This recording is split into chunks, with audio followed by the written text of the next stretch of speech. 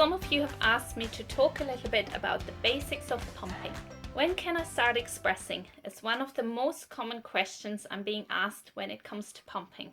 I feel that there is quite a lot to know about expressing, so I thought I'll make a little video or pumping series out of it and focus on the actual pumping technique, how to set up your pump, an occasional pumping today, and then cover exclusive pumping, power pumping, or pumping for returning to work on a different day. To come back to the initial question about when you can start expressing or when you should start expressing, this depends very much on the reasons as to why you're thinking about expressing.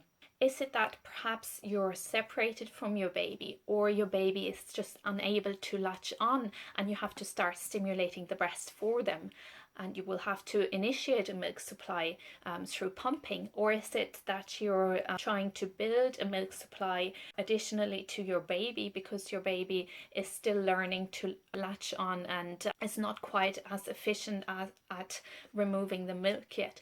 Or is it that you're returning to work quite early and you have to maintain a milk supply for your baby? Or is it that you're thinking about occasionally expressing so that your partner can be involved in the feeding as well? If it's the latter and you've set out to breastfeed exclusively, things are going well, your baby is latching on really well, it's comfortable, and baby is gaining weight, then it's recommended that you let your baby build that milk supply in the first 6 to 8 weeks, because they know how much milk they have to build for their breastfeeding journey. And if you're starting to express too early, you could end up with an oversupply and other issues that come with that. So it's best to wait for the first 6 to 8 weeks. If partners or dads want to be involved, they can take charge of other things such as playing with the baby, bathing the baby, changing baby's nappy. They can have skin-to-skin contact without feeding the baby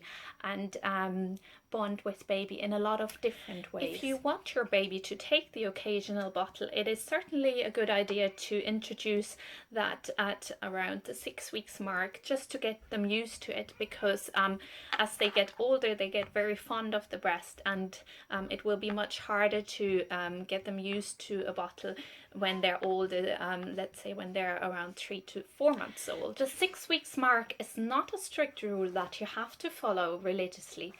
As I mentioned earlier, there are several reasons as to why you might have to express earlier. Different breast pump types are more suitable for different expressing circumstances, and I've made a whole video on the different type of breast pumps, which I will link here as well. For occasional expressing, a hand pump, a manual breast pump, or a passive milk collector such as the silicone HAAKAA breast pump might be sufficient. When I had my first one, I only used hand pump because I only expressed occasionally. I only returned to work when he was 9 months old. That stage it was sufficient enough. I just could easily fit it into my work bag and pump at work. I didn't even require a power source. So that was sufficient enough. However, the hand pump can get a little bit tiring on your hands when you're expressing a little bit more frequently. Then I upgraded to an electrical pump with my fourth baby because I also donated milk to the milk bank. I suppose expressing for donation for the milk bank is a little bit more than occasional expressing, but even for occasional expressing, electric breast pumps can be very handy. They're very convenient, especially if you have a double electric breast pump. That will save you a lot of time. Also, they have stronger suction than a manual breast pump, which again will save you a lot of time. Initially I got the mini electric breast pump, and I have to say I wouldn't get that one again because the breast pump shield, so the flange, cannot be separated from the rest of the pump part as such. It is all one piece, and it comes as a standard 24 millimeters, which was too small for me. It is also quite loud. If I switch it on, you can hear how loud it is, so you wouldn't really be able to watch telly while you're pumping, which can be a little bit annoying for your partner as well. So you can hear it sounds more like cutting trees than anything else. So I then went and got the MEDELA swing pump, which is also a single pump. And in hindsight now, I would get a double pump to save me time and also increase output. But the advantage of that one was that it came with different flange sizes, so you could replace the breast pump shield with a different size if it was not the right size for you. The flange size can make or break your pumping experience. You really want to make sure that you have the correct fit. Unfortunately, not all breast pumps come with an array of different flange sizes, and sometimes you have to go and buy them separately. This one, for example, is a 24mm flange, and this one is a 30mm flange. Often with the MEDELA pumps, the standard size would be a 24 or a 26.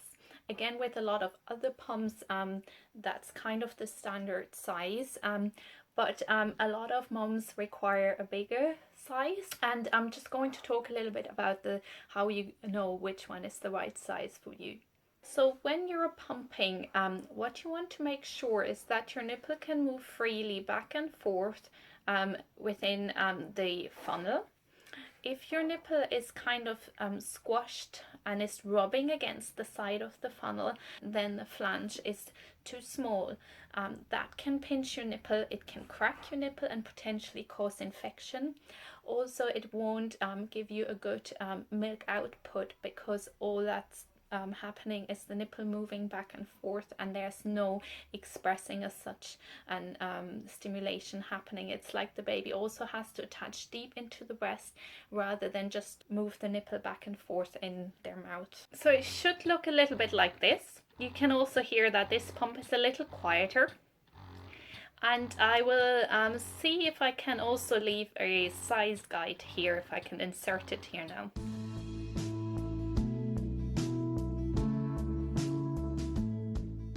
Another thing to say about electrical breast pumps, if you're thinking about investing into an electrical breast pump, other than looking for a double pump feature, it's also good to know whether your breast pump has a so-called closed system. What that means is that when you're pumping, that there will be no reflux, so no backflow of milk between the bottle and the expressing kit and the pump engine.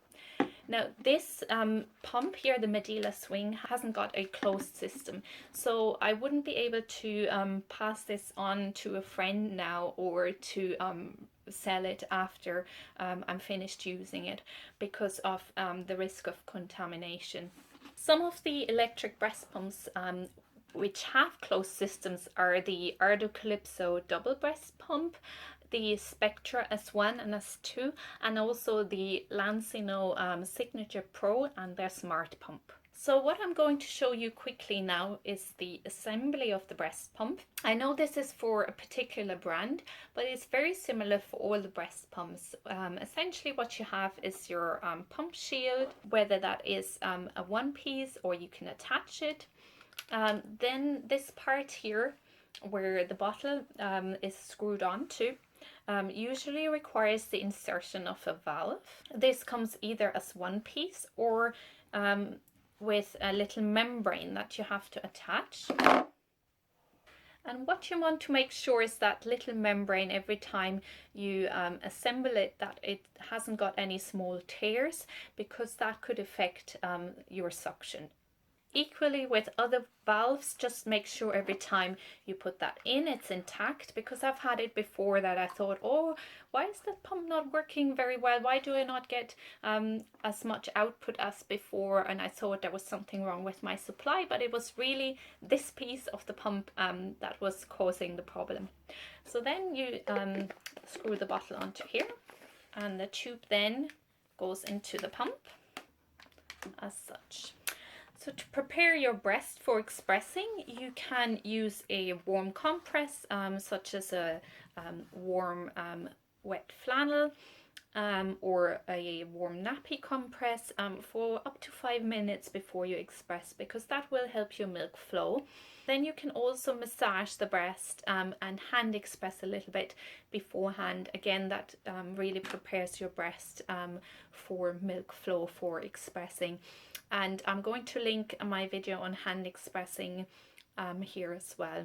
Then you want to put the nipple centrally into the funnel, so not at an angle, because otherwise it is pulled towards the edge and will rub against it. So centrally. Then you switch on your pump, and what you're trying to do with the pump, or when you're pumping, is trying to mimic the way baby feeds on the breast. So the way baby comes onto the breast and stimulates the milk flow first, and then as the milk flows, transfers the milk, you're trying to recreate that with your pump.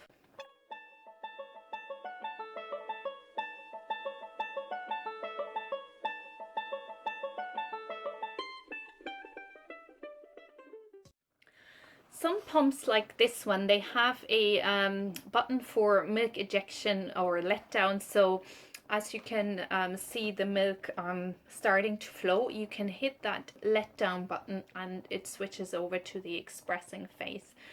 Other pumps you might have to do that manually. So as a rule of thumb, start out stimulating the breast. So generally speaking, with a low vacuum but a high cycle. So rapid stimulations with a lower vacuum. And then as you see the milk trickling into the funnel, you then increase the vacuum and decrease the cycles. So that will give you stronger, deeper pulls for the expressing phase. For occasional expressing, or when you're slowly starting to build a stash for your freezer, a good time to start expressing would be after the morning feed, because moms tend to be fuller in the morning. The hormone prolactin for milk production is highest at night time, so you fill up then towards the morning. So after your baby fed in the morning, you can start using the pump, and you can begin with 10 minutes on each side, and then you can do the same again before you go to bed at night time, especially when your baby has started to sleep through the night a little bit longer. Sometimes then you fill up too much at night, so you could express again just before you go to bed. If you have a double electric breast pump, just do 20 minutes with your double pump. That also allows you to have your hands free, so you can do hands-on pumping. Hands-on pumping means that you're massaging the breast a little bit, even doing some breast compressions at the base of the breast, so not towards the nipple, not to break the suction, and that can also help to give you a little bit of a better output. When you're first starting out to pump a little bit after your morning feed, don't expect huge volumes. Bear in mind that you've just fed your baby, so some of the milk has already been removed from the breast, and also you are conditioned to your baby. Your letdown is conditioned to your baby. You get that flow of oxytocin because you have your baby on your breast. Also, the baby is stronger than any pump, even stronger than an electrical breast pump at transferring and removing the milk.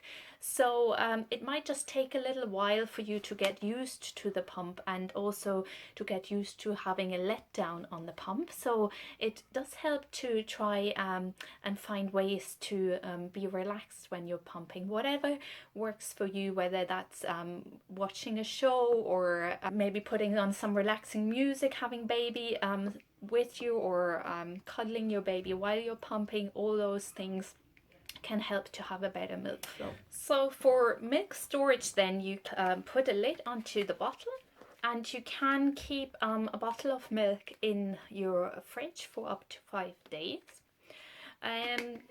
If you want to, what I didn't realize for a long time, most brands that have breast pumps, they also sell breast milk storage bags, and I didn't realize for a long time that the breast milk storage bag usually fits, or often fits, onto the pumping kit. So you could theoretically directly pump into the breast milk storage bag, and I'm going to insert a little video clip here how you can do this, and freeze it straight away.